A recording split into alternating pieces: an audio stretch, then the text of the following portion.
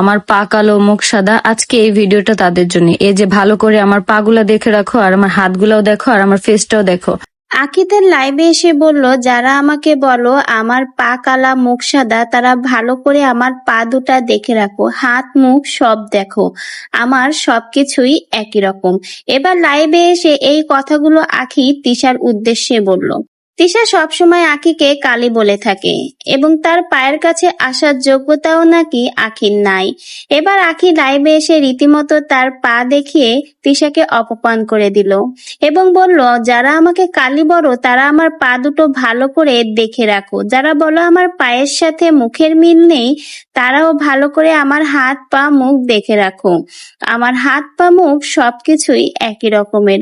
হয়তো মাঝে মাঝে ক্যামেরার সামনে প্রমোশনের ভিডিও করার সময় একটু 19-20 হয়, মুখের কালারটা তখন একটু বেশি গ্লেসি ভাব আসে, কিন্তু কারো মতো তো আমি হাত পা সমস্ত শরীরে মেকআপ করে ক্যামেরার সামনে এসে বসি না। মেকআপ ছাড়া তো অনেককেই এখন চেনাই যায় না, মুখে গাদা গাদা মেকআপ করে আসে, আবার নিজেদেরকে সুন্দরী দাবি করে।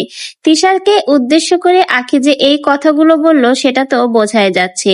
আখি তার লাইভে আরো বলে, অনেকেই আছে এত বেশি মেকআপ করে যে মুখের যে ব্রণের দাগ বা ব্রণে ভরা মুখের দিক তাকালেই ঘেন্না করে, সেই মুখটাও পর্যন্ত চেনা যায় না। সবাই এখন আটা ময়দা সুন্দরী, দুনিয়ায় সবাই সুন্দরী, একমাত্র আমি কালি। তো কালি হয়েছি কি হয়েছে, আমার হাত পা সব একই রকম, তাই ভালো করে আমার পা দুটো দেখে রাখো, আমার মুখটাও যেমন পা দুটো তেমন, আমার কখনো মেকআপ দিয়ে মুখ হাত পা ঢাকতে হয় না। এবার রীতিমতো আখি তার লাইভে এসে তিশাকে উদ্দেশ্য করে এই কথাগুলো বলল এবং আখি তার লাইভে এসে তার পা দুটো তিশাকে দেখিয়ে দিয়ে বুঝিয়ে দিল, যত যাই করিস না কেন তার পায়ের কাছে আসার যোগ্যতা তিশার নেই।